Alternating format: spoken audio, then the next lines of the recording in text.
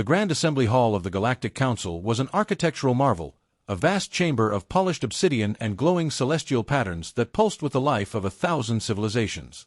Delegates of countless species sat in towering seats arranged in a crescent formation, their holographic displays flickering with information. Conversations hummed through the air in various tongues, all seamlessly translated by the Council's advanced systems. At the center of this assembly stood the human diplomat, clad in the formal regalia of their people, unassuming yet dignified. They remained composed, hands resting lightly on the polished stone podium, their face betraying nothing as they listened. The council leader, a towering being with an elongated, crystalline body, addressed the assembly. Their voice resonated like wind chimes in a storm, calm yet carrying authority. We gather today to determine the role of humanity within the greater galactic order. Your species has shown promise, intelligent, resourceful, but most notably, peaceful. Murmurs of agreement rippled through the chamber. A delegate with skin like molten lava leaned forward, speaking with measured amusement. Indeed, your history suggests an unusual restraint. Unlike others among us, your people have not engaged in the grand wars of the cosmos. A remarkable achievement, truly. A serpentine alien with iridescent scales coiled its long body, flicking its tongue before speaking. But also a limitation. You have not known true war. Not as we have. The crucible of battle is where civilizations are forged. Without it, one remains fragile.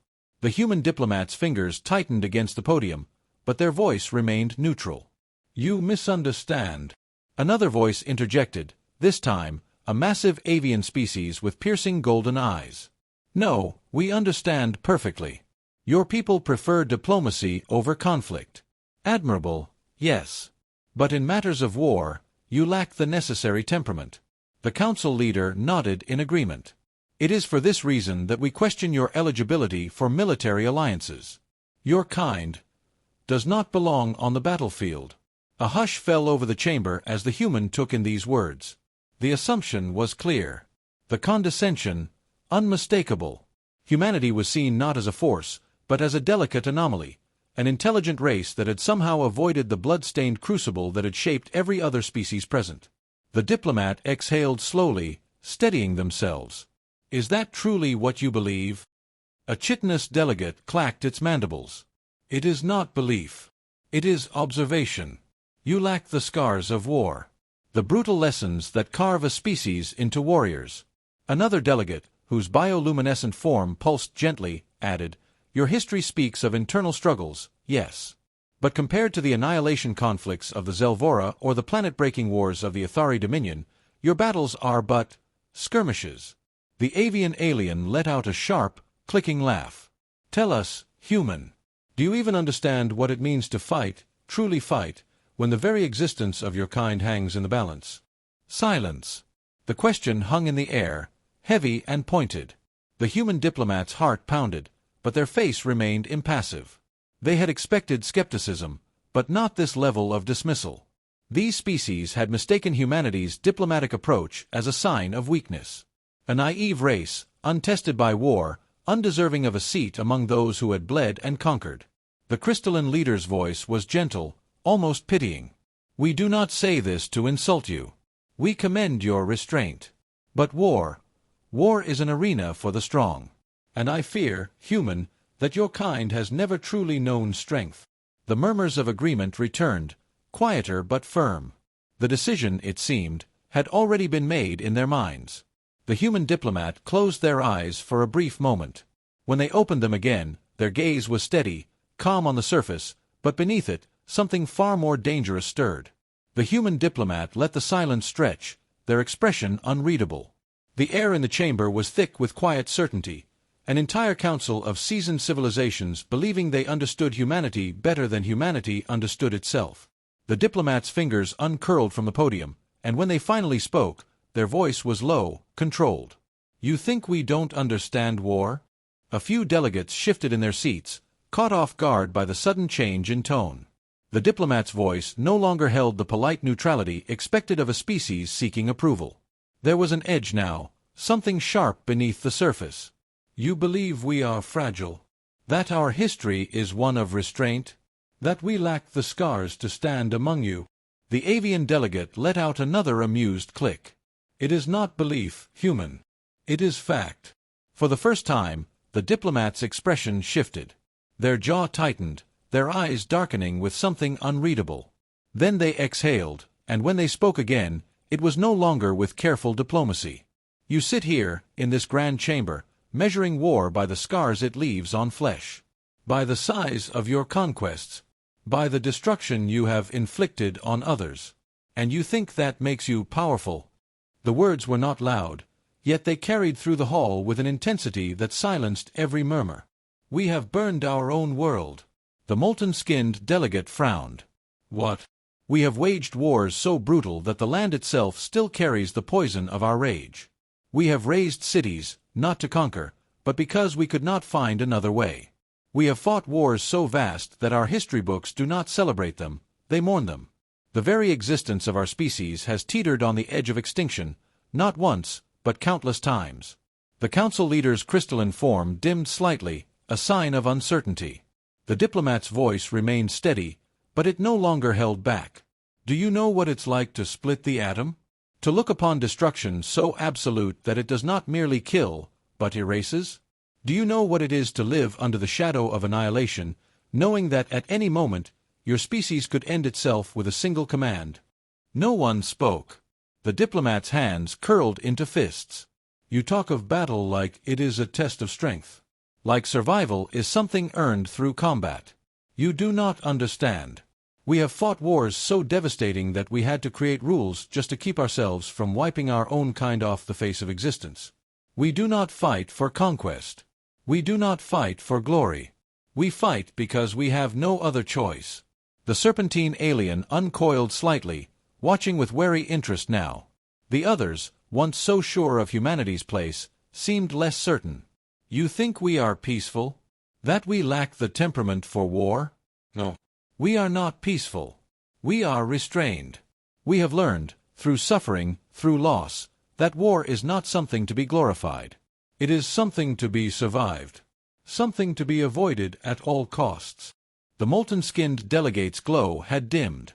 Then, why have we not seen this?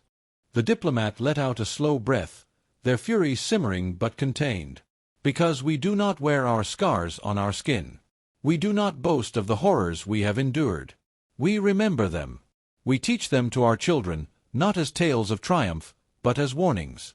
Because we know what we are capable of. We know the darkness that lives in us. And we choose, every day, not to let it consume us. The silence that followed was different this time. Heavier. Uneasy. The council leader's crystalline form flickered. If this is true, then why do you seek to join us? Why align yourselves with those who embrace war? The diplomat's eyes were cold now. Because we also know this. The only thing more terrifying than a species that has mastered war is one that does not want to fight, but will if it must. The words hung in the air like a storm waiting to break. No one laughed now. No one dismissed them. The diplomat had not raised their voice, yet it had shaken the foundation of every assumption in the room. The aliens, so sure of their own histories, had not considered that humanity's silence was not ignorance, but restraint. And now, they were beginning to understand what that truly meant. The chamber remained deathly silent. The weight of the diplomat's words hung in the air, pressing down on those who had, only moments ago, dismissed humanity as naive. Some delegates shifted uncomfortably, their confidence shaken. Others stared at the human with newfound scrutiny, reassessing everything they thought they understood. Finally, the reptilian warlord broke the silence, his voice measured. You speak of war as if it is something to be feared. The human diplomat's gaze didn't waver. It is. A scoff. And yet you claim to be strong. Because true strength is knowing when not to fight, the diplomat countered. Your kind, many of you, treat war as a test, as if spilling blood is the only way to prove power. But war does not make you strong. It breaks you. It shatters civilizations, leaves scars that never heal. It takes, and if you are lucky, you survive long enough to regret it. The crystalline leader's glow pulsed faintly. And yet, despite this, you would still fight? The diplomat's expression was unreadable. If we must. The avian delegate, previously so smug, now studied them with keen interest. And why? If war is such a horror, why not remain apart from it? Why seek alliances with those who embrace it? Because we understand something you don't, the diplomat replied. War is not strength. Survival is. And we survive not because we crave battle, but because we adapt. We learn. We build. We endure. Where others fall, we rise again, not because we are unbreakable, but because we refuse to stay broken. The molten-skinned delegate finally spoke, his voice quieter than before. So you do not fight for conquest. You do not fight for power. You fight to survive. A slow nod. We fight so that we don't have to. The murmurs that followed were no longer dismissive, no longer filled with quiet mockery. There was understanding now, even a flicker of respect. The serpentine alien, who had remained silent for much of the discussion, finally uncoiled. You say you do not seek war, that you avoid it when you can. But tell me, human, when war does come for you, when there is no other choice, what happens then? The diplomat's answer was quiet, but it sent a chill through the chamber. Then we end it. The room stilled. No boasting, no threats, just a simple, undeniable truth. Humanity did not revel in war, but neither did they lose. They did what was necessary, and they ensured it never needed to happen again.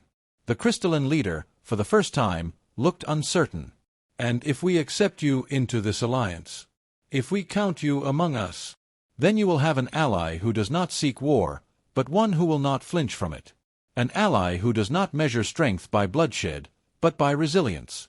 An ally who understands sacrifice, because we have lived it, time and time again. A deep silence followed. There was no laughter now, no amusement. The council members who had once dismissed humanity as fragile now saw them for what they truly were. Not weak. Not naive. Something else entirely. The chamber was no longer filled with certainty. Where there had been amusement, there was now consideration. Where there had been dismissal, there was now respect, perhaps even unease. The crystalline leader's glow pulsed erratically, betraying thoughts too complex to voice immediately. Other delegates exchanged glances, reassessing the species they had thought so simple. The avian delegate spoke first, though the arrogance in his tone was gone. You asked to stand among those who have built their empires through war, yet you claim no desire for conquest. You seek no dominion, no expansion. Tell me, then, what does humanity truly want? The diplomat met his gaze without hesitation. A future. The response was so simple, yet it carried more weight than any grand speech. A future where our people do not have to fight for survival. A future where we are not forced to choose between destruction and extinction. A future where war is no longer the only answer. The molten-skinned delegate, once so assured of humanity's frailty, regarded them with newfound scrutiny.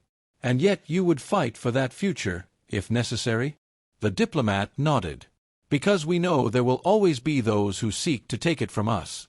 The serpentine alien studied them, flicking its tongue thoughtfully. You do not seek war, but you do not fear it. You do not desire power, yet you will not submit to those who do. You are a contradiction. The diplomat exhaled slowly. No. We are a choice. A pause. We are what happens when a species has every reason to destroy itself, but chooses not to. When we are pushed to the edge of annihilation and instead of falling, we find a way forward. We have seen the worst of ourselves, and still, we reach for something better. The crystalline leader's glow steadied, their form shifting slightly as they regarded the human.